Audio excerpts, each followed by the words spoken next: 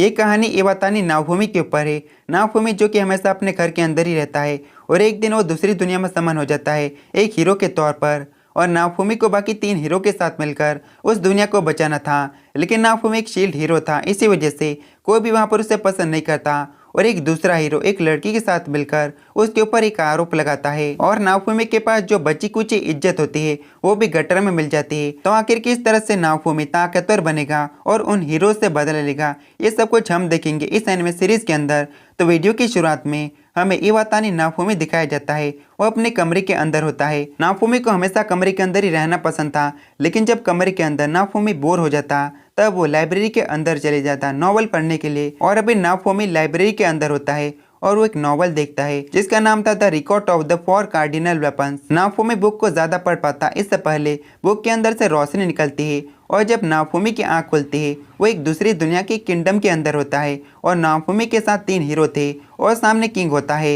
नाओफुमी को पता चलता है किंग ने 4 हीरो को समन किया है ताकि वो चारों हीरो दुनिया को बचा सके डिस्ट्रक्शन वेव से। और पहला हीरो होता है स्वॉट हीरो इमा किरेन, दूसरा स्पीयर हीरो कितामारू बोतायासु और तीसरा बो हीरो कावासोमे इत्सुकी और चौथा शील्ड हीरो हमारा मेन कैरेक्टर इवातानी नाओफुमी। चारों हीरो को बताया जाता है तुम चारों को अपना ग्रुप बनाना पड़ेगा और खुद को ताकतवर करना पड़ेगा। फिलहाल के लिए तुम चारों के लेवल 1 होंगे। उसके बाद चारों हीरो एक कमरे के अंदर होते हैं और वो चारों एक दूसरे से बातें करने लगते हैं और फिर उन्हें पता चलता है वो चारों जापान से समन किए गए हैं, अलग अलग जगह से या फिर पैरेलल वर्ल्ड से। और किंग की तरफ से कई सारे एडवेंचर को बुलाया जाता है और वो एडवेंचर हीरोज की टीम को ज्वाइन करते हैं, लेकिन बदकिस्मती से नाओफुमी की टीम को कोई भी ज्वाइन नहीं करता और नाओफुमी गुस्सा हो जाता है।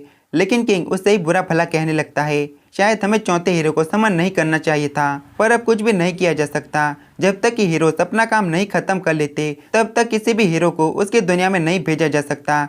एक लड़की जिसका नाम सोफी था, सिर्फ वही लड़की नाओफुमी की टीम को ज्वाइन करता है और नाओफुमी खुश हो जाता है, एटलीस्ट एक लड़की ने तो ज्वाइन किया। सोफी नाओफुमी को अपना नाम और अपने बारे में बताती है और नाओफुमी को कुछ वेपन खरीदने थे।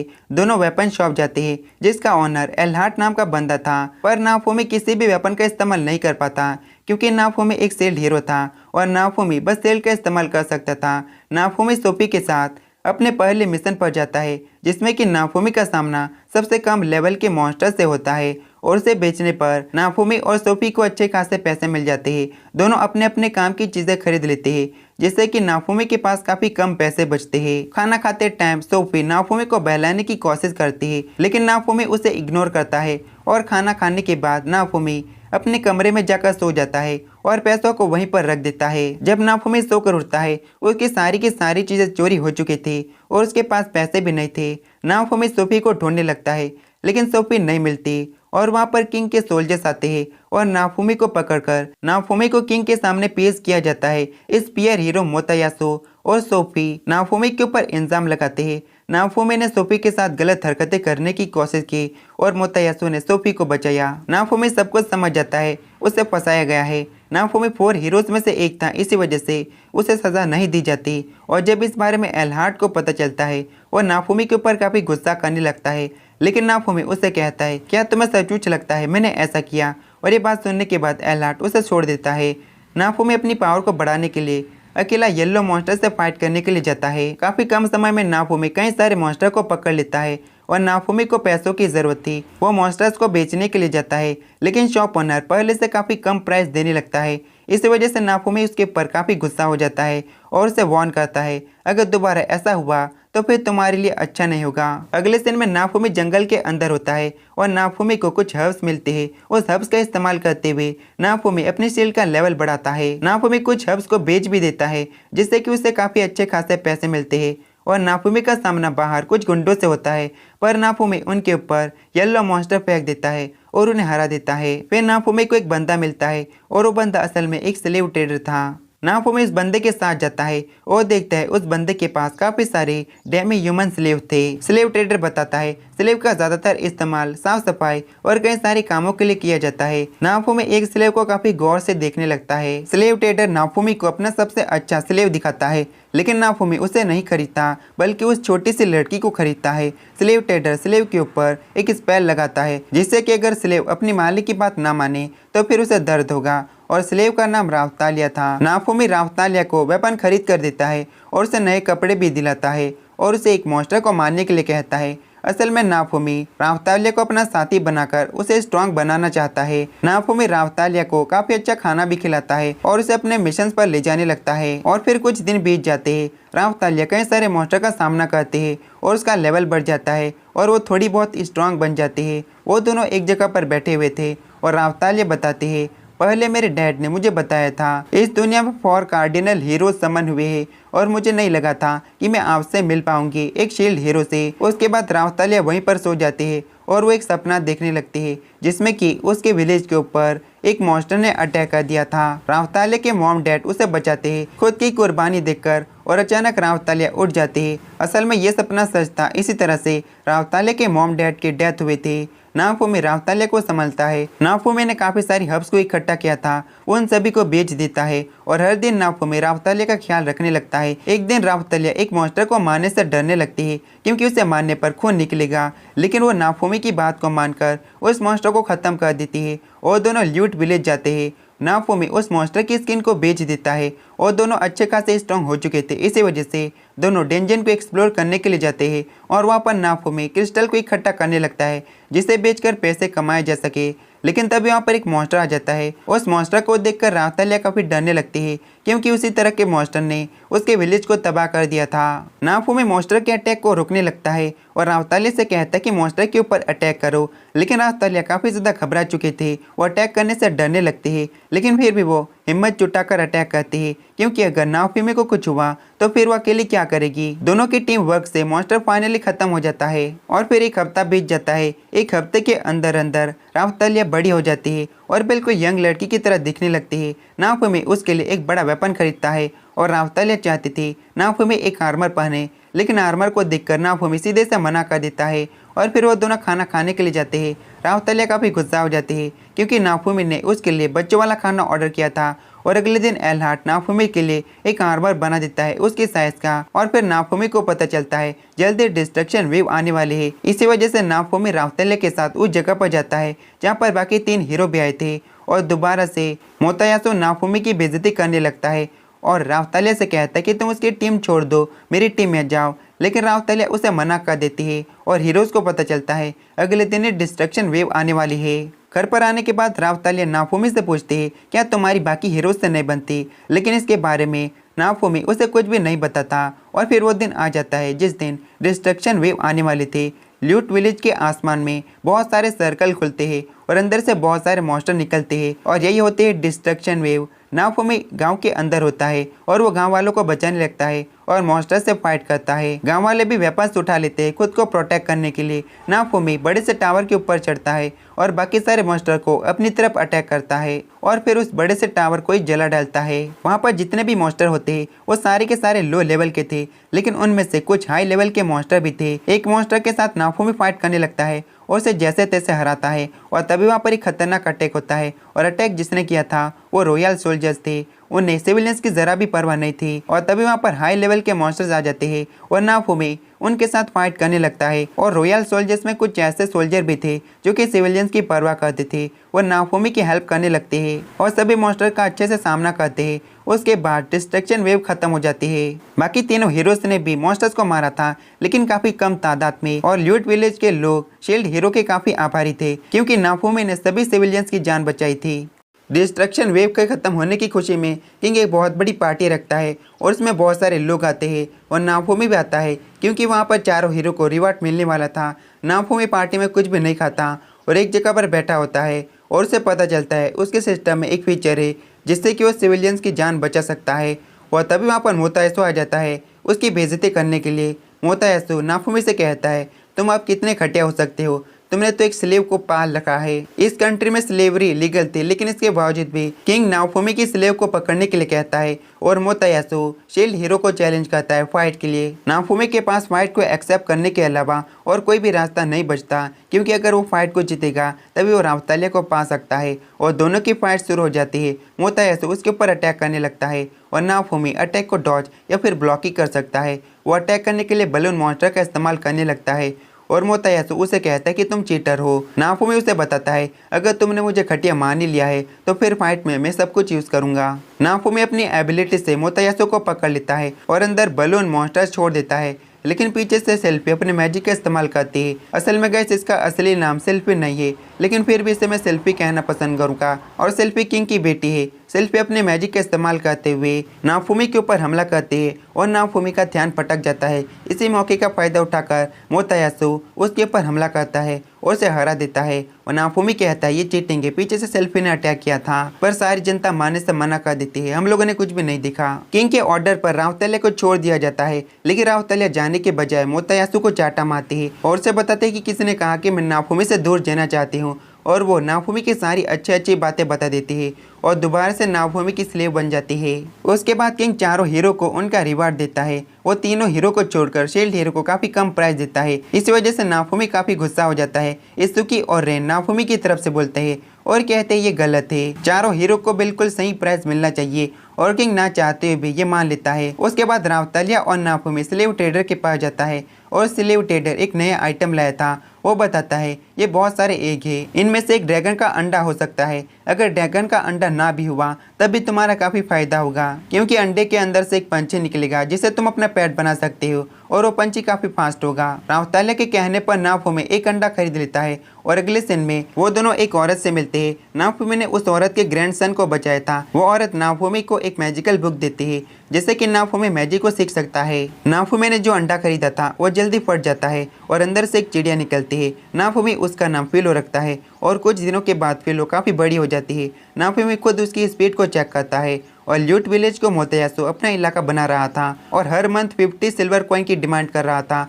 जनता इसके खिलाफ आवाज उठाती है और जनता के साथ नाओफुमी और रावतालिया भी थे। तभी वहाँ पर क्वीन के सोल्जर्स आ जाते हैं और क्वीन के ऑर्डर पर वो सोल्जर्स सोफी और मोतायासु की बात को गलत बताते हैं। सोफी नाओफुमी को चैलेंज करती है अगर तुमने रेस में मोतायासु को हरा दिया तो फिर ल्यूट विलेज तुम्हारा इलाका होगा। नाओफुमी रेस को एक्सेप्ट कर लेता है और वहाँ पर मोतायासु अपने पेट के साथ आ जाता है और वो नाओफुमी की बेइज्जती करने लगता है। फिलो को यह बात पसंद नहीं आती और फिलो से एक लात मारता है। उसके बाद दोनों की रेस शुरू हो जाती है। फिलो की स्पीड काफी ज्यादा थी, वो मोतायासु से आगे निकल जाती है, लेकिन रास्ते में सोफी चीटिंग करती है जिस वजह से नाओफुमी और फिलो पीछे रह जाते हैं। लेकिन इसके बावजूद भी वो दोनों जैसे तैसे रेस को जीत जाते हैं। सोफी नाओफुमी को चीटर कहने लगती है, लेकिन सोल्जर्स की वजह से उसे अपनी हार को मानना ही पड़ता है और शर्त के हिसाब से ल्यूट विलेज जब नाओफुमी का इलाका बन चुका था, नाओफुमी फिलो और रावतालिया के साथ जाने लगता है और रात हो चुकी थी। वो तीनों एक जगह पर सो जाते हैं और अगले दिन जब नाओफुमी की आंख खुलती है वो देखता है कि उसके पास एक छोटी सी लड़की है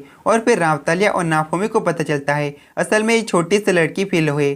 फिलो ने ह्यूमन फॉर्म ले लिया था। वो तीनों एल्हार्ड के पास जाते हैं और नाओफुमी बताता है स्लेव ट्रेडर ने बताया कुछ स्पेशल फिलोलियस भी होते हैं जो कि अपने रूप को बदल सकते हैं और उन्हीं में से फिलो है और फिलो को कपड़ों की जरूरत थी। एल्हार्ड बताता है कि मेरी कोई कपड़ों की दुकान नहीं है, तुम्हें ड्रेस मेकर के पास जाना चाहिए। वो तीनों ड्रेस मेकर के पास जाते हैं, लेकिन ड्रेस मेकर बताती है मुझे कपड़े बनाने के लिए मैजिक थ्रेड्स की जरूरत है, लेकिन फिलहाल के लिए वो नहीं है। अब नाओफुमी उसे ओल्ड लेडी के पास जाता है मैजिक थ्रेड्स लेने के लिए, लेकिन वो बताते हैं कि मेरे पास मैजिक थ्रेड्स नहीं है और उसे बनाने के लिए मुझे जेम स्टोन की जरूरत है। और इसी वजह से नाओफुमी की टीम जेम स्टोन की तलाश में निकल जाते हैं। रास्ते में नाओफुमी को एक बंदा मिलता है और वो बंदा नाओफुमी से लिफ्ट मांगता है। नाओफुमी इसके लिए मान तो जाता है, लेकिन वो एक सिल्वर कॉइन की डिमांड करता है और बंदा इसके लिए मान जाता है। कुछ टाइम के बाद नाओफुमी उस बंदे को उसके घर तक छोड़ देता है और तब नाओफुमी को पता चलता है उस बंदे की मदर काफी बीमार है, इसी वजह से वो बंदा घर जल्दी आना चाहता था। नाओफुमी उस बंदे की मदर का इलाज करता है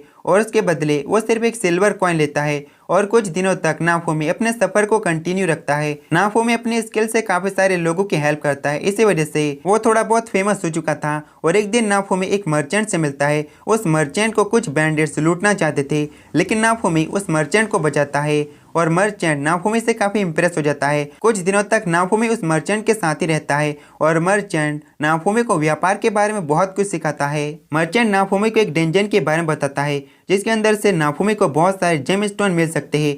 नाफुमी बिना देरी किए राफ्तालिया, फिलो और ओल्ड लेडी के साथ वहां पर पहुंच जाता है और डेंजन के अंदर जाने पर उन्हें एक बॉक्स मिलता है और आगे बढ़ने पर उन्हें एक बड़े से मॉन्स्टर का पैर का निशान भी मिलता है। नाफुमी की शील्ड की एक नई स्किल अनलॉक हो जाती है जिससे कि नाफुमी शील्ड को एक माइक की तरह इस्तेमाल कर सकता है और आगे नाफुमी का सामना एक मॉन्स्टर से होता है और बिना देरी किए फिलो और राफ्तालिया उसके ऊपर अटैक कर देते हैं। फिलो नाफुमी को बताते हैं बीस्ट के कान काफी ज्यादा तेज है और नाफुमी को एक आइडिया आता है। वो अपने शील्ड की नई स्किल का इस्तेमाल करता है और फिलो को काफी तेज चिल्लाने के लिए कहता है। नाफुमी के बाकी सारे दोस्त अपने कानों को बंद कर लेते हैं और तेज आवाज की वजह से वो बीस्ट डिस्ट्रैक्ट हो जाता है। उसी मौके का फायदा उठाकर नाफुमी की टीम उस बीस्ट को खत्म कर देते हैं। डेंजन के अंदर से नाफुमी काफी सारे जेम स्टोन को लेता है और फाइनली ड्रेस मेकर फिलो के लिए काफी अच्छी ड्रेस बनाती है। मर्चेंट नाफुमी को एक नया काम देता है। नाफुमी को हर्ब्स को लेकर एक विलेज में जाना था और वहां पर एक बड़े से ट्री ने विलेज के ऊपर अटैक कर दिया था।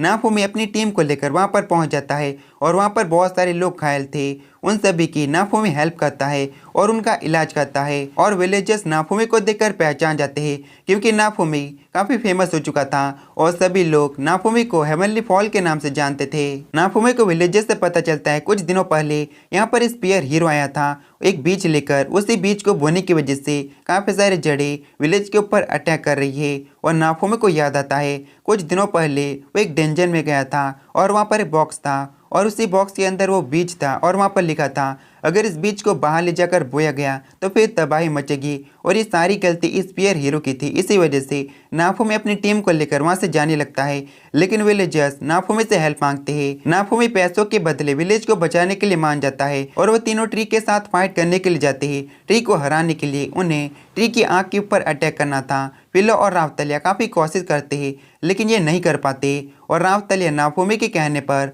उस आंख के अंदर हर्ब्स को गिराने वाली थी पर वो ऐसा नहीं कर पाती और नाफुमी पोशन को इनहेंस करके जड़ों के ऊपर डालता है जिससे कि सारी की सारी जड़ें डिस्ट्रॉय हो जाती है और उस पेड़ के एक बीज को वो अपने शील्ड के अंदर डाल देता है। विलेजर्स के पास नाफुमी को देने के लिए बिल्कुल भी पैसा नहीं था। इसी वजह से नाफुमी ट्री के सारे फलों को अपने साथ ले जाता है और उन फलों को अच्छी कीमत पर मर्चेंट खरीद लेता है और मर्चेंट नाफुमी को एक दूसरा काम देता है। नाफुमी को कुछ सामान को हॉट स्प्रिंग के यहाँ डिलीवर करना था।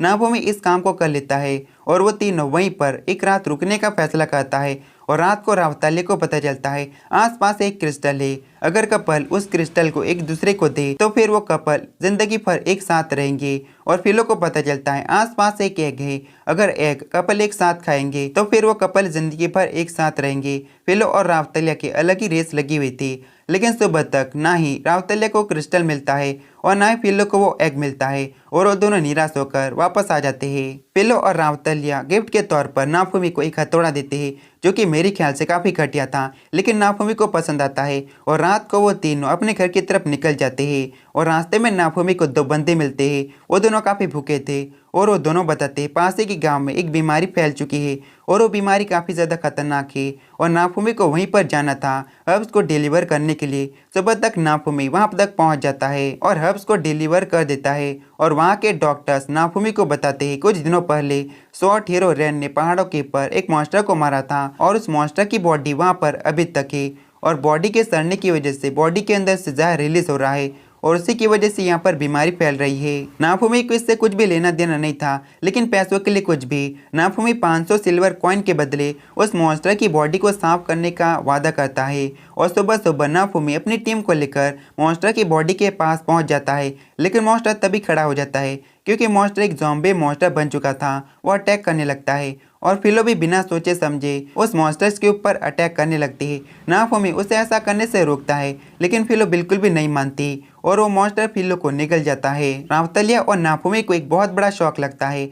नाफुमी की शील्ड की एक नई स्किल एक्टिवेट होती है और नाफुमी का बिहेवियर बिल्कुल चेंज हो जाता है क्योंकि वो काफ़ी गुस्से में था और वो अंधाधुन अपनी नई स्किल से मॉन्स्टर के ऊपर अटैक करने लगता है। नाफुमी अपना होश खो रहा था, इसी वजह से राफ्तालिया उसे रोकने लगती है और इसी के दौरान राफ्तालिया को चोट लगती है। नाफुमी अपने होश में आ जाता है और वो राफ्तालिया को हील करने लगता है और उसी के साथ मॉन्स्टर के ऊपर हमला करता है। तभी मॉन्स्टर को खत्म करते हुए अंदर से फिलो निकलती है और वो बताते हैं कि मैं अभी तक जिंदा हूँ क्योंकि उसने मुझे जिंदा निकला था और मॉन्स्टर के पेट के अंदर एक क्रिस्टल था, उसको मैंने निगल लिया। उसी के साथ मॉन्स्टर खत्म हो गया। नाफूमी फिलो और रावतलिया को लेकर विलेज में चली जाता है और विलेज वाले रावतलिया का इलाज करने लगते हैं। नाफूमी 500 सिल्वर कॉइन को नहीं लेता क्योंकि विलेजर्स रावतलिया का इलाज कर रहे थे। पेलो ने उस क्रिस्टल को अपने पेट से निकाल दिया था जिसको कि उसने निकला था और नाफूमी क्रिस्टल को अपनी सेल के अंदर एब्जॉर्ब कर लेता है और नाफूमी को एक नई स्किल मिलती है। लेकिन अभी के लिए नाफूमी उस स्किल का इस्तेमाल नहीं कर सकता क्योंकि नाफूमी का लेवल काफ़ी कम है। अगले दिन नाफूमी की मुलाकात एक लड़की से होती है जिसे कि फिलोलियस काफ़ी ज़्यादा पसंद थे, लेकिन नाफूमी की वजह से उस लड़की के पास जो फिलोलियस थे वो सारे के सारे भाग जाते हैं। पर इसके बावजूद भी वो लड़की गुस्सा नहीं होती क्योंकि नाफूमी के पास फिलो थे जो कि बात भी कर सकती थी। नाफूमी फिलो को कुछ देर तक इस लड़की के साथ खेलने के लिए कहता है। रात को वो लड़की अपना नाम मेल्ती बताती है और नाफूमी से रिक्वेस्ट करती है, क्या तुम लोग मुझे रॉयल कैपिटल तक छोड़ सकते हो? मैं अपने लोगों से बिछड़ चुके थे और यहाँ पर रह रही थी। नाफूमी पैसों के बदले ये करने के लिए मान जाता है। अगले दिन वो चारों अपने सफर पर निकल जाते हैं और काफी कम टाइम में फिलो मेल्ती के साथ घुल मिल जाती है और कुछ दिनों के सफर के बाद वो चारों रॉयल कैपिटल तक पहुंचने में कामयाब हो जाते हैं। नाफूमी मेल्ती के साथ चर्च में जाता है होली वाटर खरीदने के लिए। सिर्फ नाफूमी के लिए होली वाटर का प्राइस काफ़ी ज़्यादा था, लेकिन नाफूमी इसके लिए शिकायत नहीं करता और होली वाटर खरीद देता है। वो बाहर निकल आता है और अचानक बाहर मोतायासु उसके ऊपर हमला करता है। मोतायासु नाफूमी से कहता है, तुमने एक छोटे से प्यार से लड़की को एक स्लेव बना कर रखा है, तुम आखिर कितने घटिया हो सकते हो। असल में गैस मोतायासु फिलो की बात कर रहा है, लेकिन तभी वहाँ पर एक सोल्जर आ जाती है और मोतायासु को रुकने के लिए कहती है क्योंकि उसकी वजह से आसपास की जगह टूट रही थी और वहाँ पर सोफी और साथ ही मेल्ती भी आ जाती है। और तब नाफूमी को पता चलता है मेल्ती सेकंड प्रिंसेस है और सोफी की छोटी बहन है। मोतायासु फिलो के साथ अच्छी अच्छी बातें करने लगता है ताकि वो नाफूमी को छोड़कर उसके साथ रहने लगे, लेकिन फिलो उसके ऊपर काफ़ी गुस्सा थी। वो अपने असली फॉर्म में आकर दोबारा से उसके ऊपर हमला करती है और तब जाकर मोतायासु को पता चलता है ये तो वही फिलोलियस है जिसने कि उससे पहले भी लात मारी थी। उसके बाद मेल्ती नाफूमी के साथ बातें करने की कोशिश करती है, लेकिन नाफूमी रॉयल फैमिली से नफरत करने लगा था, इसी वजह से उसे जानने के लिए कहता है। मेल्ती अब क्या कर सकती है, वो सीधे से वहाँ से चल जाती है। उसके बाद कई सारे सोल्जर्स नाफूमी से मिलने के लिए आते हैं और ये सारे सोल्जर वो सोल्जर्स है जिसने कि नाफूमी का साथ दिया था मॉन्स्टर से फाइट करने में जब डिस्ट्रक्शन वेव आई थी, और सोल्जर्स आने वाली डिस्ट्रक्शन वेव में नाफूमी के साथ मिलकर फाइट करना चाहते थे। नाफूमी इसके बदले भी पैसे मांगता है, अगर तुम लोगों को मेरे साथ मिलकर मॉन्स्टर से फाइट करनी है तो पैसे पे करने पड़ेंगे। उसके बाद नाफूमी दोबारा से चर्च में जाता है अपनी क्लास को अपग्रेड करने के लिए और नाफूमी से 50 गोल्ड कॉइन मांगे जाते हैं और नाफूमी इसके लिए भी मान जाता है। लेकिन तभी वहाँ पर एक नन आती है और बताती है तुम्हारे लिए यहाँ पर आना मना है, तुम यहाँ पर क्लास अपग्रेड नहीं कर सकते। और नाफूमी समझ जाता है ये सब कुछ किंग करवा रहा है। नाफूमी काफ़ी परेशानी में पड़ चुका था, लेकिन स्लेव ट्रेडर उसे बताता है तुम डैमेज ह्यूमन के इलाके में जाकर अपने स्टेज को अपग्रेड कर सकते हो जिससे कि तुम्हें कोई भी परेशानी नहीं होगी। अगले दिन नाफूमी अपने सफ़र पर जाने के लिए तैयार हो जाता है और रास्ते में उसे एक विलेज मिलता है और विलेज के सारे लोग लगभग बेघर हो चुके थे और भूखमरी से मरने वाले थे। विलेजर्स नाफूमी को बताते हैं ये सब कुछ वो हीरो की वजह से हुआ है। नाफूमी उन लोगों की थोड़ी बहुत मदद करता है, उन सभी को खाना वगैरह खिलाकर उसके बाद नाफूमी फिलो और रावतलिया पास ही के टाउन में होते हैं और वहाँ पर घूमने लगते हैं। तीनों को काफ़ी ज़्यादा भूख लगी थी, इसी वजह से वो तीनों एक रेस्टोरेंट के अंदर जाते हैं और उसी रेस्टोरेंट के अंदर वो हीरो और शॉर्ट हीरो भी थे और नाफूमी उन्हें देख लेता है लेकिन कुछ भी नहीं करता और वो दोनों हीरो आपस में बात कर रहे थे। हमारे रिवॉर्ड को किसी ने क्लेम कर लिया और वो दोनों कहते हैं ये जरूर शील्ड हीरो ने किया होगा। कुछ देर के बाद वो दोनों हीरो शील्ड हीरो को देख लेते हैं और रावतलिया और फिलो को भी देख लेते हैं। वो दोनों नाफूमी के पास जाते हैं। रैन और इत्सुकी नाफूमी को कुछ कह पाते इससे पहले नाफूमी उन दोनों से कहता है तुम दोनों काफ़ी लापरवाह हो। रैन ने जिस ड्रैगन को पहाड़ों के ऊपर मारा था उसकी बॉडी को वहीं पर रहने दिया था और बॉडी के अंदर से जहर रिलीज हुआ जिस वजह से पास के गांव में काफ़ी ज़्यादा बीमारियां फैल गई और इत्सुकी की वजह से एक गांव काफ़ी बुरी हालत में है। उन लोगों की मैंने मदद की है। इत्सुकी और रैन मोतायासु से बिल्कुल अलग थे, इसी वजह से वो दोनों कुछ भी नहीं कहते। उसके बाद नाफूमी रावतलिया और फिलो अपने टाउन वापस आ जाते हैं। जो सोल्जर्स नाफूमी की हेल्प करना चाहते थे वो लोग पैसे लेकर आए थे ताकि नाफूमी खुद की मदद करने दे। और दूसरी तरफ हमें क्वीन दिखाई जाती है, वो अपने सोल्जर से बातें कर रही थी। सेकंड प्रिंसेस ने शील्ड हीरो से बात करने की कोशिश की। लगता है कि शील्ड हीरो अब किसी के ऊपर भी भरोसा नहीं करने वाला। अगर ऐसा रहा तो फिर हमारे लिए बुरा होगा। 24 घंटे बीत जाते हैं और उसके बाद डिस्ट्रक्शन वेव शुरू हो जाती है। आखिरी में हम एक अननोन लड़की को देखते हैं और इसी के साथ ये वाला वीडियो खत्म होता है। होप कि आपको पसंद आया होगा। अगर आप लोगों को सेकंड पार्ट चाहिए तो फिर कमेंट करो।